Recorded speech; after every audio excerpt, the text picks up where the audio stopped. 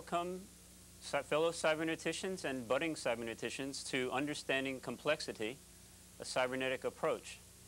My name is Frederick Steyer from the Center for Cybernetic Studies and Complex Systems at Old Dominion University, and also from the American Society for Cybernetics.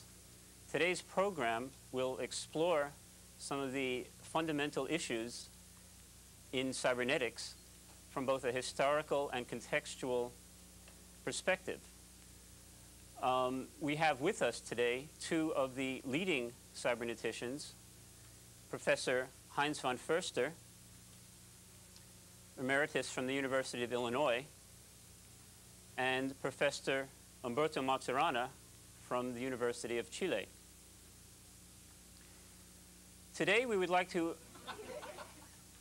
encourage a dialogue between our panelists and those in our studio and remote audiences. There will be question and answer periods at the end of today's video conference. We invite your questions and comments. The telephone numbers that you will use are 1-800-462-0959 and area 804-683-5318. Remember, these numbers are good today for our live broadcast. I would also like to call your attention to the print materials that have been distributed. Each of you should have a copy. The packet contains a series of articles on cybernetics. We hope you find it useful and informative. In addition, inside the packet, there is a one-page, two-sided handout that will be used by Professor von Foerster and Professor Maturana in their presentation. A bit of brief background to today's presentation would also be in order. This show is part of a conference, the annual conference for the American Society for Cybernetics.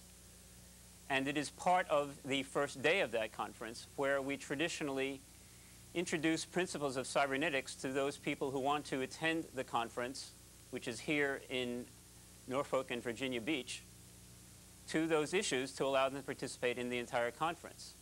One thing that everyone should know about the way that cyberneticians ask questions is that we are generally focusing on trying to see things in new ways. And as such, we often try to challenge traditional formats. And one of the things that you, the audience, should be aware of today is that we will attempt, and I think successfully attempt, a slightly varied presentation. The presentation will try to embody those very cybernetic principles that the speakers will be discussing. The presentation, therefore, will be dialogic in nature, and we will have comments going back and forth between the two panelists, as well as between the panelists and the audience. I would like to begin the program by introducing Professor Heinz von Foerster. Should I Please. go ahead? Please.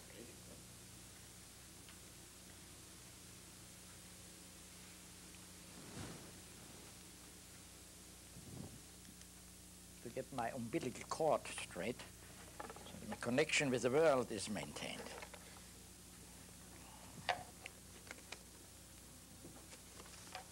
Yeah, ladies and gentlemen, it is of course a great honor indeed that the American Society for Cybernetics invited me again to participate in a tutorial even at this year's conference. And I'm delighted, of course, that my old and dear friend Umberto Maturana from the University of Santiago de Chile accepted the invitation to join me at this tutorial. Now, he is, of course, very famous for his work in neurophysiology and neuroanatomy. I think his tremendous strength is neuroanatomy, which he interprets then in a functional level, so that some of his friends dubbed him a neurophilosopher. I'm originally coming from physics, and I became more and more interested, of course, in biology, biophysics, etc., etc. So I was stepping a little bit beyond physics. So some of my friends dubbed me Heinz the metaphysicist. So you may wonder how a neurophilosopher and a metaphysicist are addressing the problems of cybernetics. What is this hybrid science which can accommodate such diverse perceptions and interests and bring it all together? Now let me say a little bit about that, because you see, among the activity of the human species, which in some sort is in a recorded body, which is called the body of science, there is cybernetics, an important organ in this body, which informs the body of itself. To make a description, you know that physics, for instance, is of course allows us to understand the interaction of forces, and chemistry allows us to understand particular manifestation of matter.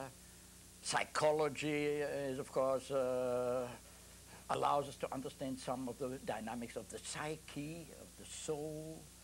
And cybernetics, however, the science of cybernetics allows us to understand science itself. With this self-referentiality, you generate a new way of talking, because you include yourself in the analysis. You are now responsible for that, what you are doing. One embraces responsibility together with one's scientific activity, and therefore in cybernetics you have a scientific foundation for ethics, which is not now being introduced from outside, but ethics becomes an essential part of scientific activity. Now you may say, okay, how come this extraordinary claim of cybernetics, which addresses science itself? And the essential feature of that is the notion of circularity. Circularity means that something that goes on will go back somehow to itself. In the most general form, circularity is, for instance, when A affects B, B affects C, and C in turn affects A, the very general form. Or in the reflexive form, where A affects B, and B in return affects A. And if you look at my little handout, you will see at the cover sheet the two Ouroboros which represent the reflexive activity. A acts on B, B acts on A. But in its ultimate, shortest loop, A affects A causes A generates itself. Okay, it may be surprising that this rather simple notion of circularity should generate so much that it allows us to introduce ethics, responsibility, etc., into the scientific endeavor. In order to understand that a little bit, I proposed to the organizers and to my friend Umberto Maturana that I would like to make a brief reflection about the evolution of these ideas and how they come about. And in fact, I would like to make a distinction between three major epochs where, in the early phases, time of the classical Greek and Roman philosophers, cybernetic notions were indeed all the time employed, they were alive, but not directly associated with the basic notions which are implicit in what these people were doing. This period begins with the beginning of mankind and ends today. And then the second period, the second epoch, which I would call first order cybernetics, is when suddenly the basic principles of cybernetics became to the fore. This was a brilliant group of men who addressed themselves to the basic notion which they followed up. And the basic notions are, I will take it for away, is that they recognize that if you attach a sensor to a machine, this sensor can report the machine its own state or the state of affairs, and therefore can generate now a recursive loop acting on that sensation. They exploited completely, as much as they could, the notion of the sensor acting on a motor and the motor acting on the sensor, until they reached a certain level, which I would call the climax of the understanding of things, which at that very moment when it was reached, the tools for that climax showed that something fundamentally wrong was taking place. And that gave rise to a second re-evaluation of the whole situation. And this is when one started to reflect upon cybernetic thoughts in itself. That means you were reflecting about your reflections. And this is what I usually refer to as second order cybernetics. I'm not too happy with this 0, first, second, because you think then it's the third, fourth, and fifth, and nth order of cybernetics. It's somewhat misleading, but I would rather say the first is cybernetics object interested in operation of machines, and the other one is when you start thinking about the cybernetics of cybernetics. So when you have the notion of closure. Now let me gallop now through some of the historical notions, because it might be fascinating for you to see how early already some of the fundamental notions arose in our Western culture. And if you look at your little handout, then you will see there is, now do I have a handout? I think I have a handout, yeah. That's one, correct.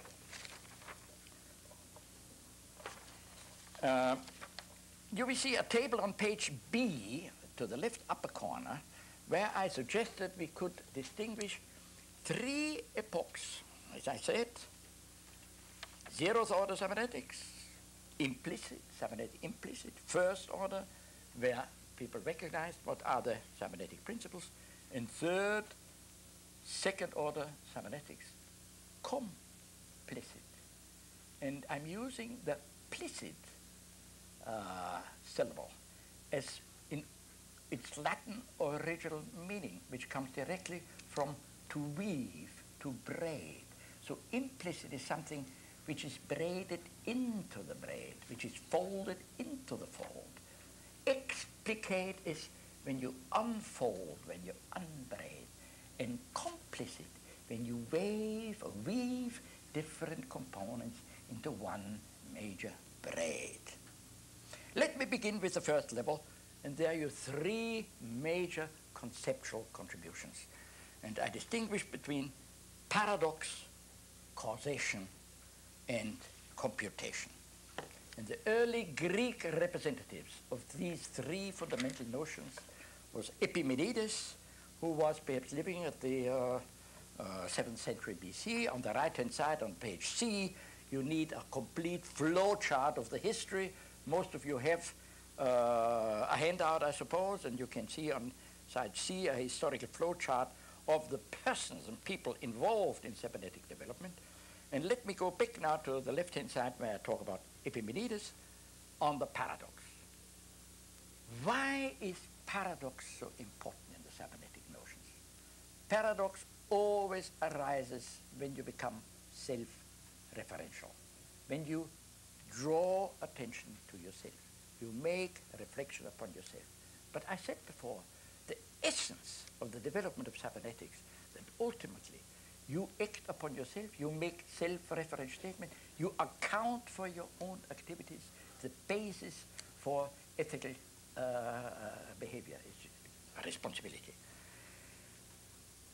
Paradox was not allowed for years and years to happen because of its logical difficulty. I give you the example by Epimenides. Epimenides came up with a notion saying, I am a liar. Now what do you do with that? Do you believe him? If you believe him, then of course he can't be a liar. So he must lie. So he must speak with the truth, because he's a liar. But if he has spoken the truth, then he can't be a liar. So in the Aristotelian ruling, a sentence must be either true or else false, but not true when false or false when true. So whenever self-referentiality appeared, it was rejected in the orthodox way of scientific argumentation, even up to Bertrand Russell. Bertrand Russell was desperate to fight paradoxality or self-referentiality in a logical discourse, and therefore threw it out. He generated, as you perhaps remember, the theory of types, You always step up a next higher level, and therefore you avoid the paradoxality, but you never account for yourself. It's an escape route, but you don't need to account for yourself anymore. Of course, everybody loves that, because if you can get rid of your responsibility, that's wonderful. Best parlor game you can think of. Okay, Epimenides coming up with that. Second one is Aristotle. Aristotle was the first to recognize the importance of causation. And usually causation is slightly misunderstood because one thinks there's a cause and there's an effect. One rarely thinks in notion of causation as a triadic relation. Namely, we have a cause, a rule of transformation, which then produces the effect. And I've given you a list on page C, where you see these three things. X is the cause, if you wish. F is the rules of transformation, and Y is the outcome. And every science you look at is based on this notion of causation. If you have a modern computer, you see from that list, you have an input, you have an operation and output, or in mathematics, independent variable, a function, a dependent variable, or in physics, you have a cause, a law of nature, and a conclusion, etc., etc. Causation is, so to say, the basis of Western logic, scientific activity, and argumentation. It is identical to what we would say today, the operation of a trivial machine. A trivial machine you see on page B, you have exactly what I was talking before, and an X, a function, and a Y. And whenever you give a given X, there's a function which operates and then produces a Y. For instance, the function is to square. You feed in on one side 4, 16 is coming on the other side. And you can put it on your shelves, let it be there for 2 millennia. You take it out, put in 4, 16. That's the trivial machine. We love them. We pay much money for being sure that the things we buy are trivial machines. If you buy a motor car, you get a guarantee for about a year or 1,000 miles or whatever comes first, that your automobile will remain a trivial machine. If it is, for instance, you turn the starter thing and it doesn't do anything, you say, non-trivial machine. It behaves differently as the description says. So it's not a good machine. You bring it back, or you call a trivialisateur who comes in and charges the battery or fills in the car or whatever. Now anyway, this is what we really love, and we try to trivialize everything we have around. But I will come to a moment that this doesn't do. Okay, now the third gentleman in ancient history is, of course, the man who was thinking about computation. This was Heron of Alexandria, one of the great engineers. He immediately realized that, for instance, big parties drink much too much wine. So he designed a pitcher where if you would like to put your cup under that pitcher, it will just fill the cup precisely to a prescribed amount. And that old pitcher by Heron of Alexandria, see on page B on the left upper corner. I hope you can see that. I will show, maybe the TV, as I can see, it doesn't show it, but it's up there. This picture, if you look at it a bit closely, I don't know whether, oh yeah, here, it's wonderful. You can see it very, very well. As you can see, this is the picture. You see the cup. You put it on the bar of balance. If it is empty, of course, the weight on the left-hand side will lift it up. When the wine, coffee, milk, whatever the drink is coming, is filling in the cup, the balance will tilt to the right, the side where the cup is, and then internally that little stopper will close the pipe which is feeding the cup, and it will stop at that place, and of course the customer cannot get more than the host provides him in the adjustment of the weight on the left-hand side, so that he can just the cup filled precisely of that amount. This today we would call a feedback device. We would call it today a system which has a goal, which namely fills the cup just to a particular level. This is the language we would use today. It's Heron of Alexandria's time. He said, I would like to have a device for my hosts who will not get broke because they dispense too much wine. So it was not thinking in these terms. Okay, this is this phase, but now I would like to jump to the next major phase of cybernetics, 1,600 years, 1,800 years later, the midst of the 20th century, 1940, 1950. The first people who recognized that if you have a sensor associated with the system, the sensor may, now comes the term, feed back information, signals regarding the state of affairs of the system in an environment or with respect to the system itself. It was Norbert Wiener who was one of the first who started to do the mathematics of that thing. They recognized that this is essentially a method of controlling, of governing. So he realized there's a beautiful new science in the coming. And of course, as all of these classicists look up the dictionary and find out what is a good word for control, etc., etc. He found, of course, the Greek word of Kybernetes, which translated into English is governor. It indeed is, follow it up, the epistemology. Kybernetes becomes in Latin governor, and it comes from governor, gubernator, etc., governor. Okay, so he called it Cybernetics because he assumed all his colleagues are fluently speaking Greek. And if not, they might be bluffed, you see. Now, okay, so he called it cybernetics, and the notion of cybernetics, of course, spilled over into biology, because as he and some of his colleagues observed, you may apply these notions to living organisms. Don't they behave as if they were going after a goal?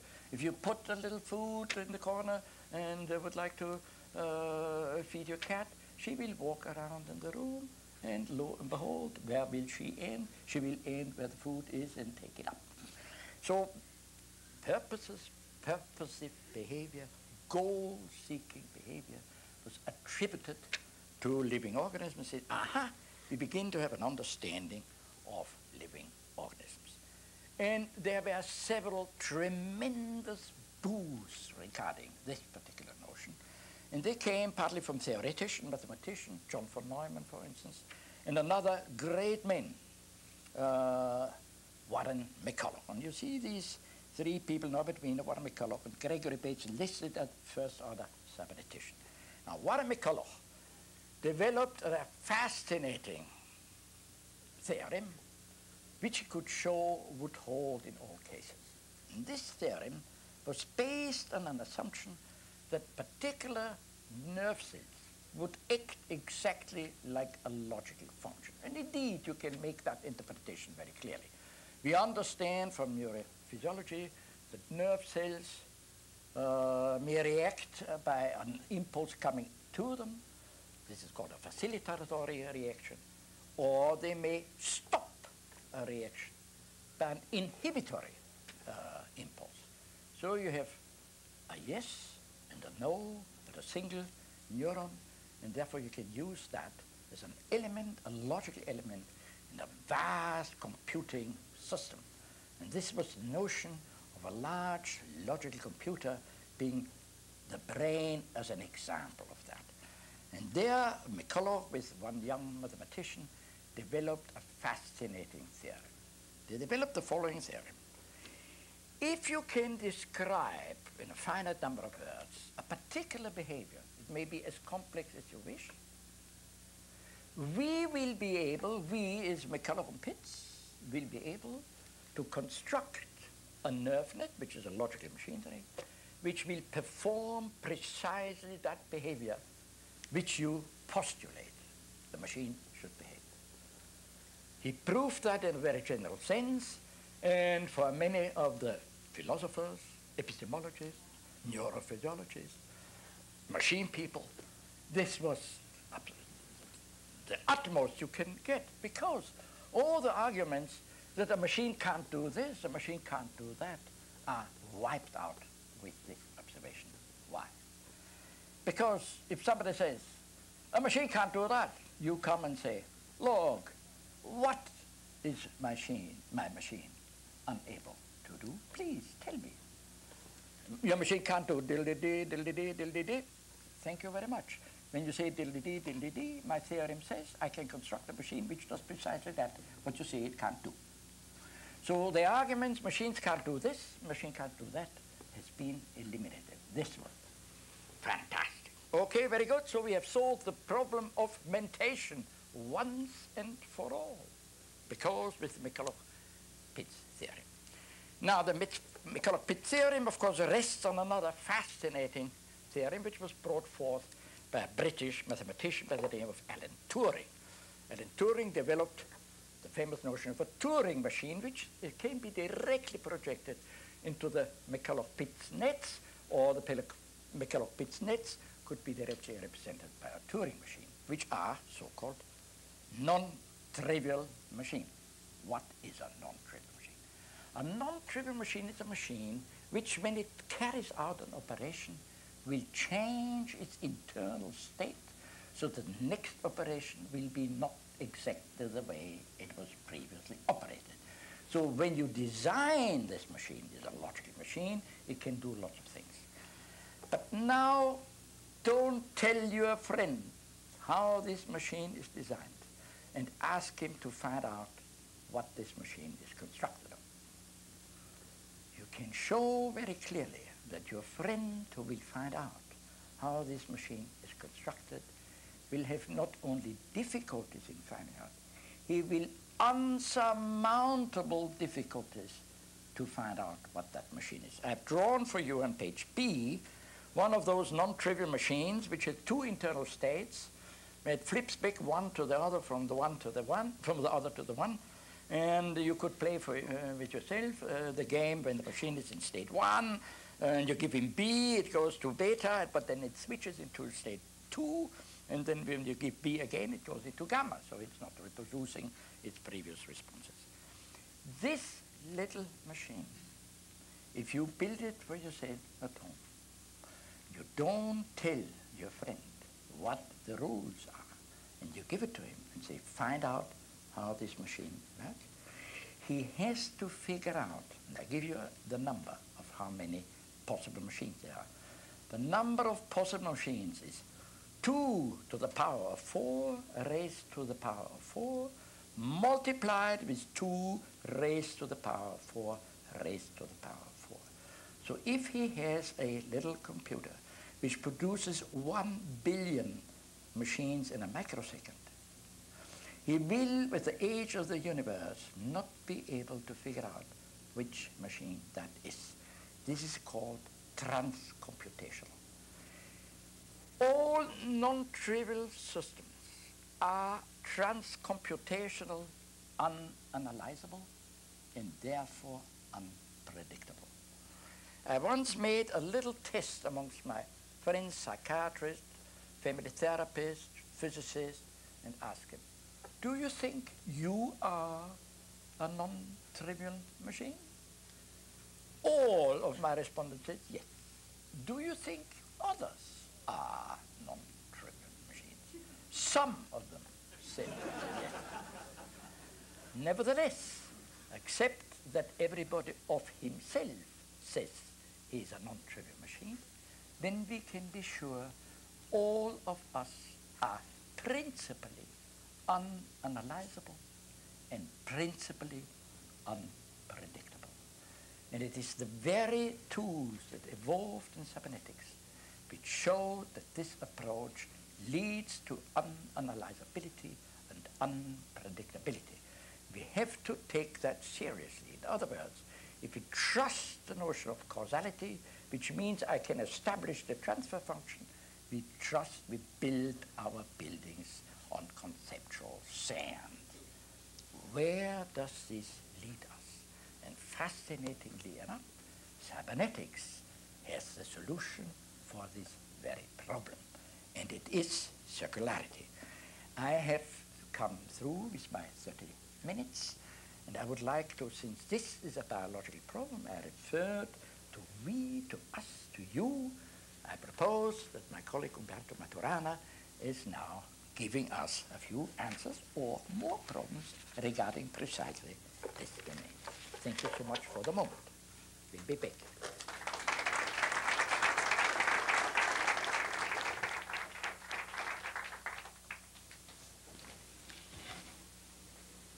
Very well, thank you very much. I thank the Society of Cybernetics for inviting me to participate, and my friend Hans von Foerster for accepting my company.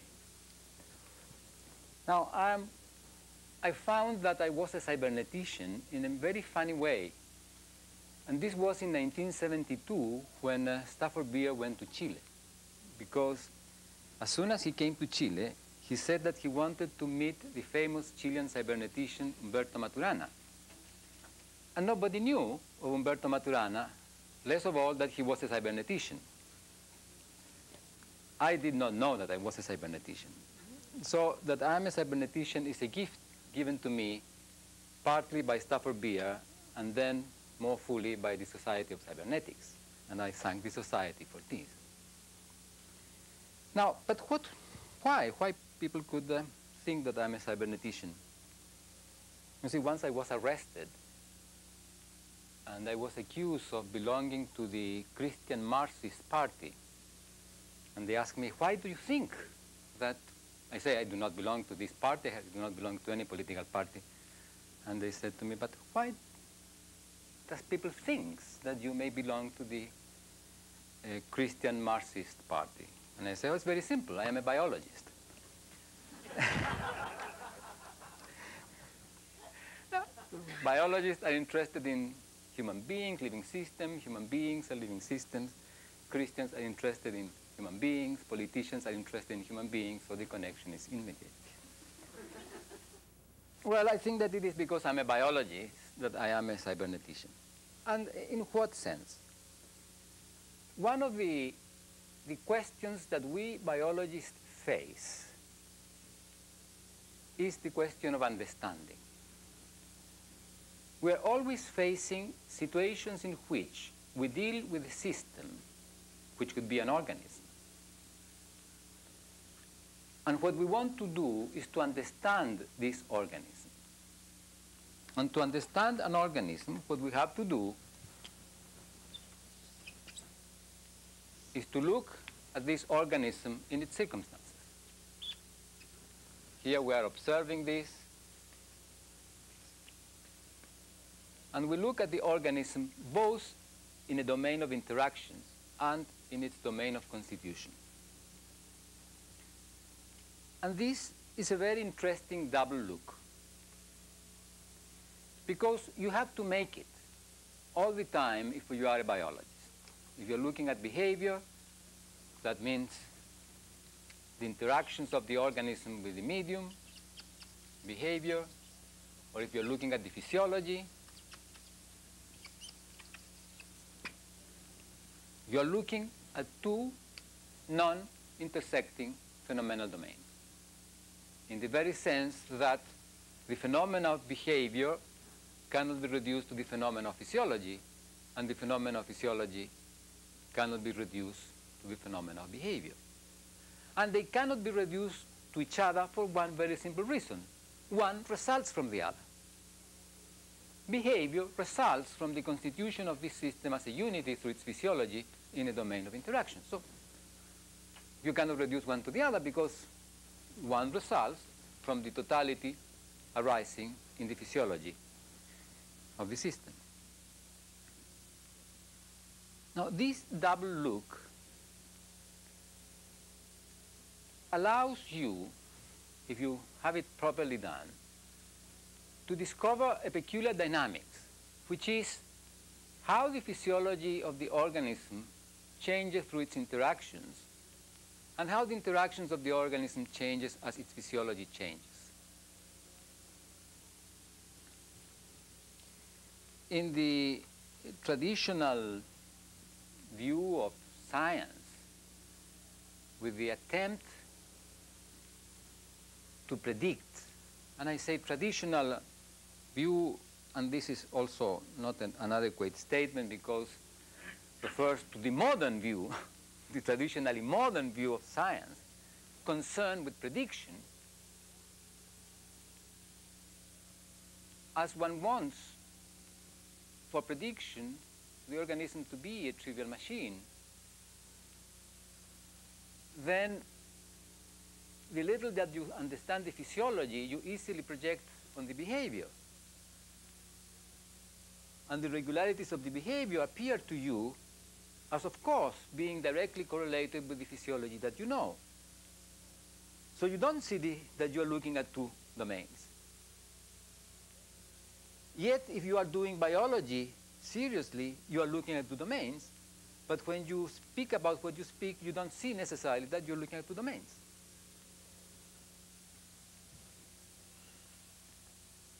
So what is happening here is that in the moment in which you stop reflecting upon this thing, begin reflecting upon this situation, then you realize that there are these two domains. And as you realize that there's these two domains and they do not reduce one to the other, you discover this curious dynamic of reciprocal participation in which the changes of physiology change the changes of behavior has changed the interaction of the organism, resulting in changes of its physiology.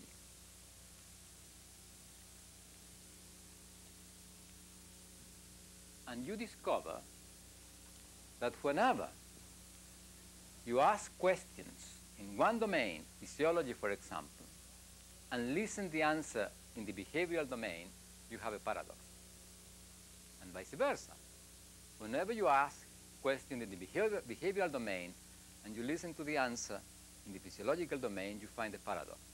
And you find a paradox because you find that whatever statement you are making in the behavior that you know is valid, but you look at the physiology and you cannot explain it, so it's false there. Now, when you make this statement in the domain of physiology, because you know this domain, it's valid. And then you look at the behavior and it doesn't appear as a result for that, so it's false.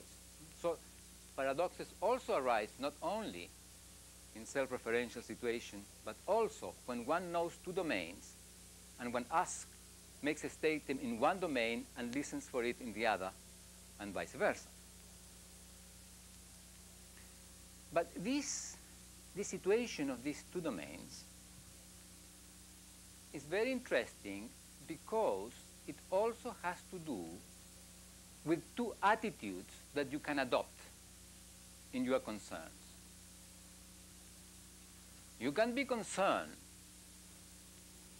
with the course of the behavior. You can be concerned with predictions. You can be concerned with the results of the operation of a system. Or you can be concerned with what you do with the system, with the understanding of the system. If I'm concerned with the behavior of the system, with the results of whatever is happening with this system, and I want to predict, I want a trivial machine, because if not, I cannot predict. But if I am concerned with what I do with the system, I'm looking at the system and at its circumstance. Of course, there will be some result, but my concern is not mainly the result.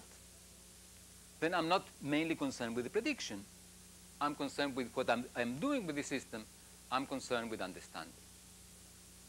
And then the result of that is something completely different. So what happens with biology is that if you are a biologist and you are concerned with the systems and with the system and its circumstances, you are concerned with understanding. If you are an engineer and you are in the domain of production, you are concerned with the result, then you are concerned not with understanding, but with control and predictability. So I think that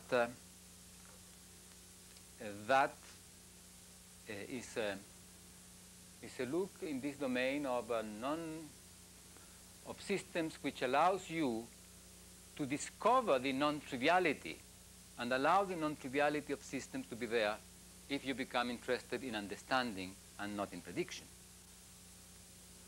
And I think that this is part of the new development of biology, of cybernetics, to which Heinz was was referring. Now, in the moment in which you do that, in the moment in which you stop being concerned with prediction, and you are concerned with understanding, of course you can do things with the system.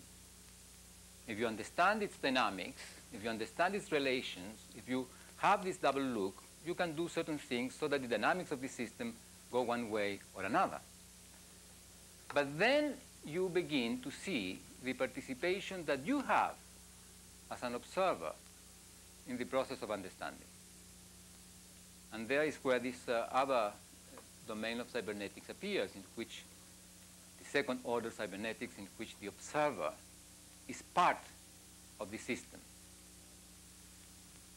But it's part of the system because what the observer is doing is attempting to understand the system, and the process of attempting to understand the system, of course, can treat the observer and the system as a system that attempts to understand. So the observer has now the ability of reflecting upon its reflecting in the understanding of a system, because can treat himself and the system that is considering as a system to be considered.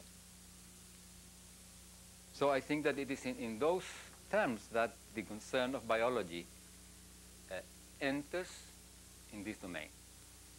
But what I particularly consider of significance in this is that, of course, all this has been taking place, as Heinz pointed out, all the time. It's only when the reflection arises in relation to understanding that these things come to the fore.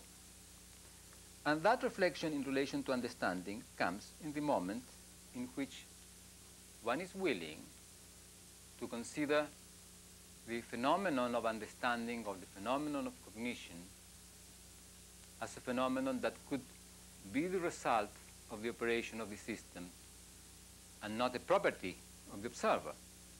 And as long as you are treating systems only as trivial systems, as trivial machines, then your abilities remain out. You never ask about your abilities. Because as soon as you ask about your abilities, you discover the situation that you can consider yourself a non-trivial machine and consider all the rest trivial, while all the rest consider themselves non-trivial and they may consider you a trivial machine. So there is here a peculiar change which, with Heinz this morning, while we were talking about what we would do, called the, how did we call the breakdown Conceptual cybernetics, frameworks. or the breakdown of conceptual framework of cybernetics, and that refers to the first order cybernetics, which requires a reflection on the reflector, so that in the process of doing that, the circularity of this phenomena to which Heinz was referring appears. But it is interesting that that cannot appear unless you accept that what the observer does is also a phenomenon that results from the dynamics of the living system. So this observing must result from this dynamic of a living system in its medium. So we have here two things. We have what one can say, I would say, what the observer says of the system, what the observer says of the system, and what the observer says of how the system appears to him or her. How the system appears.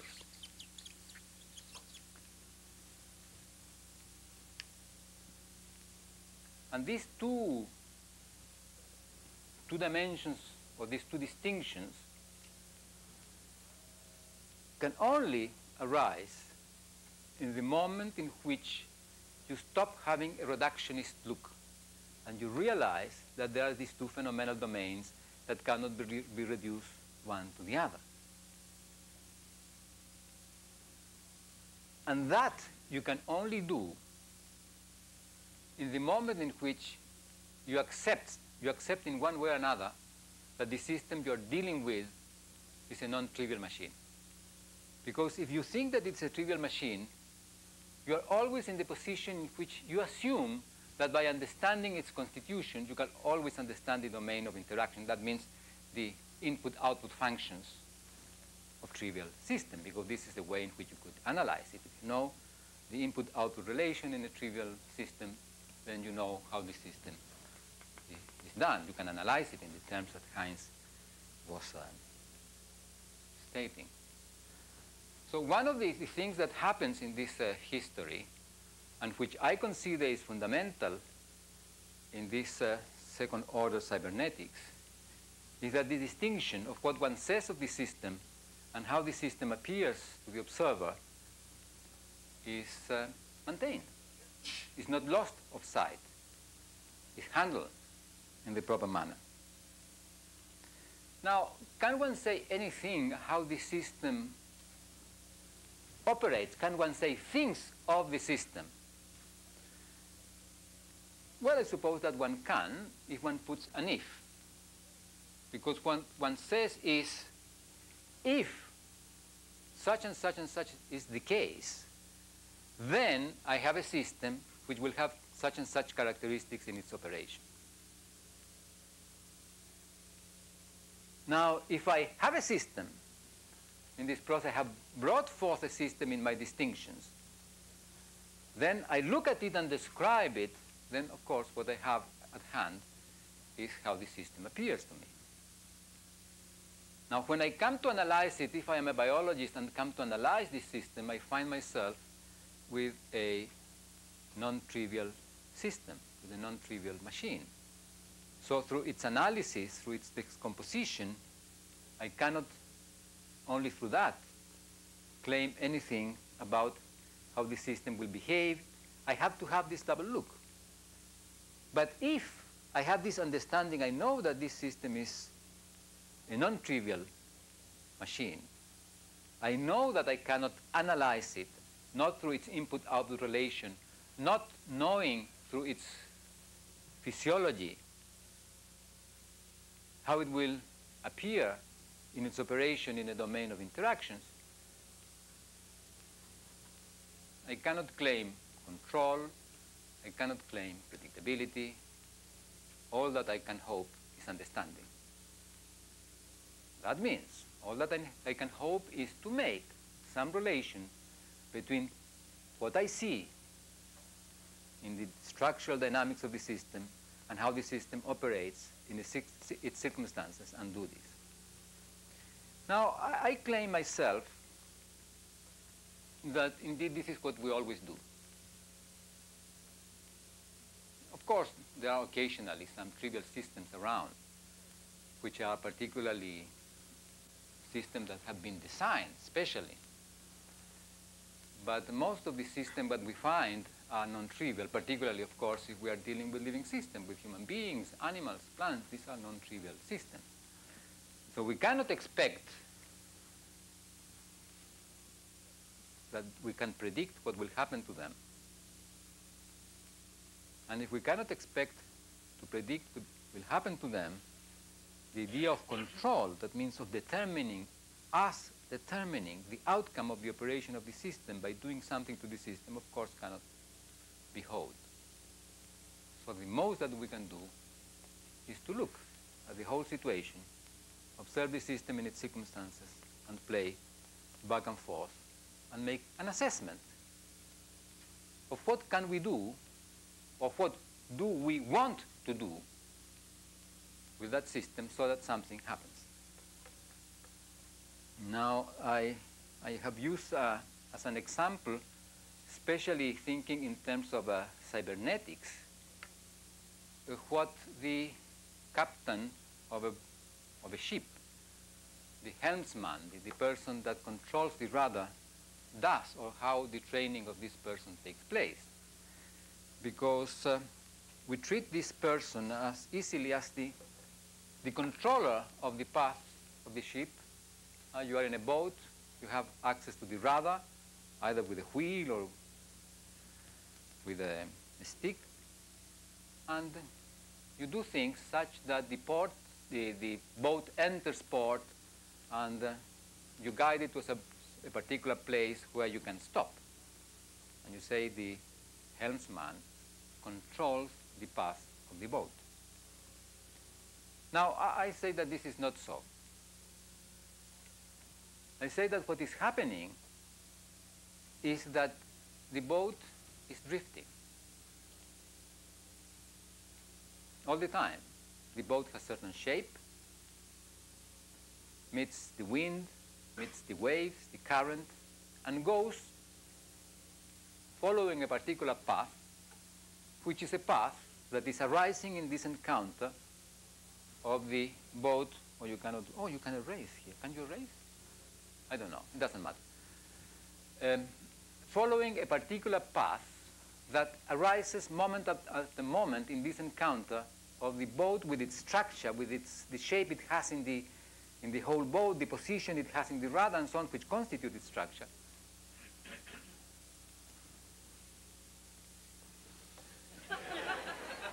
Isn't that wonderful?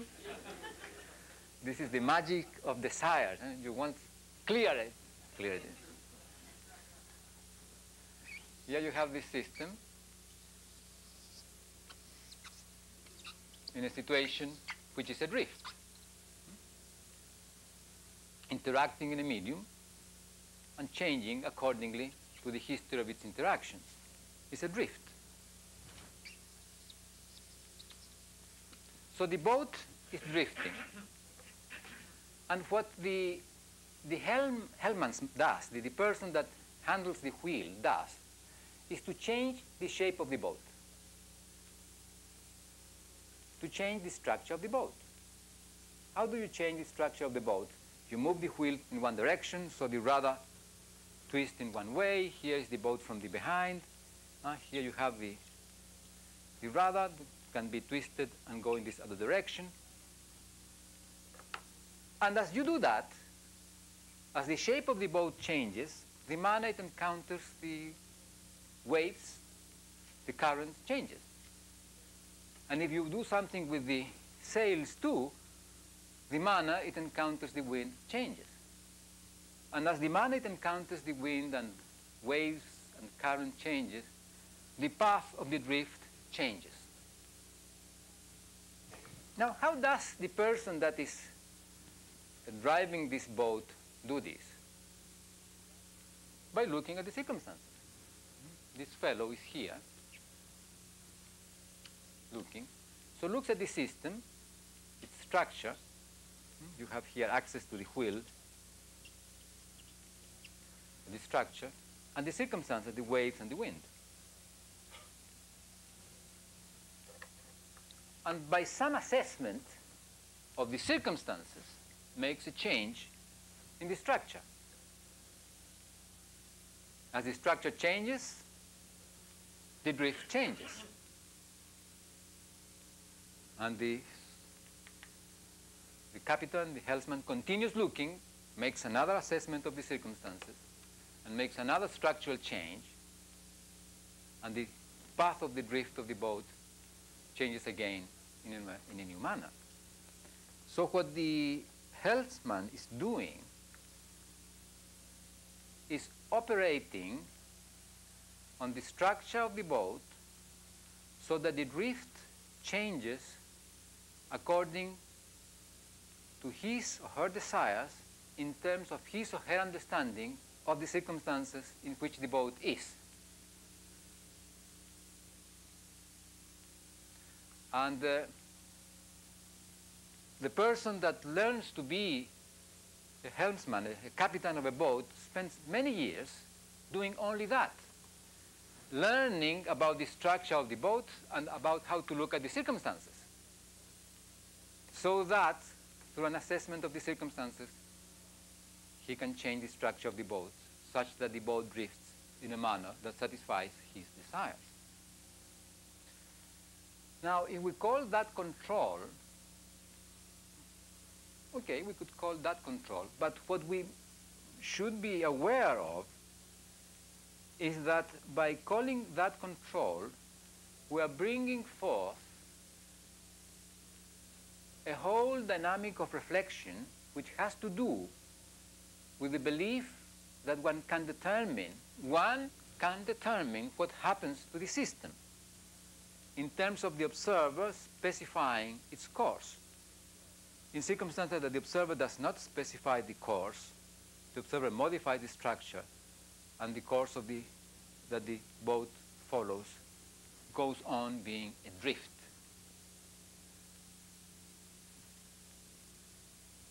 If were a matter of definition, if one were just to say, this is what we call control, or this is what we are going to call control, that would be irrelevant. I think that it is not a matter of mere definition, because the word control has a long history. And the history of the word control has to do with causality.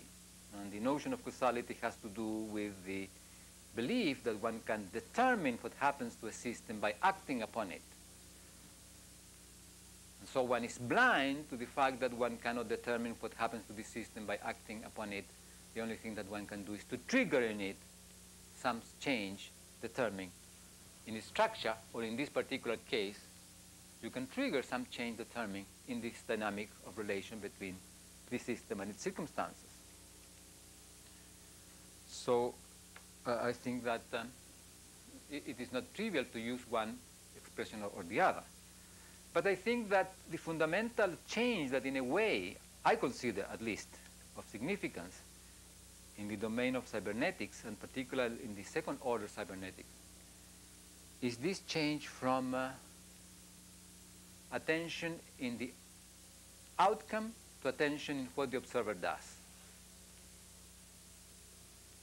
The attention on the result to attention on the participation of the observer. And this shift in attention, notice I'm not claiming that you are not interested in the outcome. The master of the boat wants to reach port and stop the boat in a particular place. So he's interested in the outcome. In fact, he may not understand anything of cybernetics.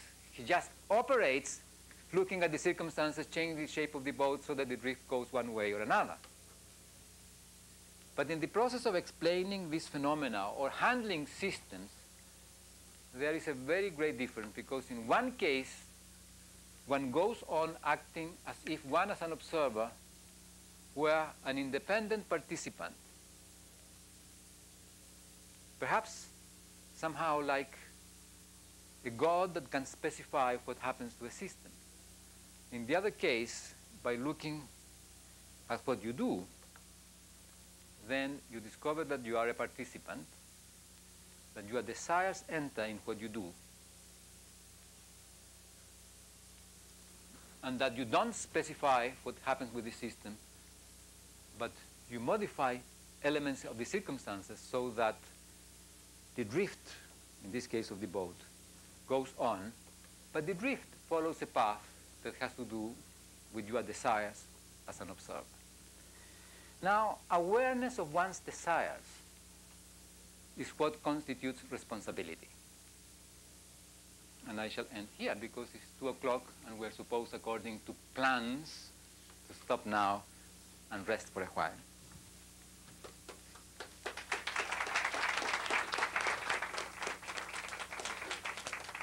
Okay.